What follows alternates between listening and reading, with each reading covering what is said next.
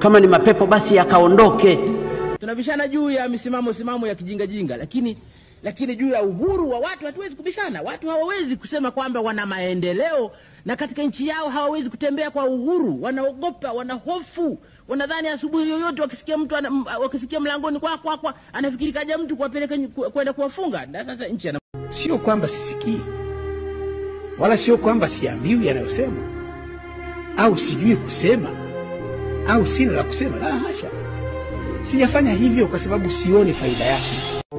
Leo na miaka karibu 94. Sina siku nyingi za kuiacha dunia. Sitaki niende huko na kwenda na aibu nyuma yangu. Hatima ya taifa letu imo mikononi mwetu. Tukiamua sote na kutenda kwa bidii, maarifa na nidhamu, tukishirikiana sote, tukiamini na kutekeleza dhana ya uhuru ni kazi, bila shaka tutafanikiwa. Wale waliopiga kelele, mama kauza bahari, mama kauza bandari, mama kauza nini, mama kauza mauzo, yale faida yake ni hii hapa leo. Na huu ni mwanzo.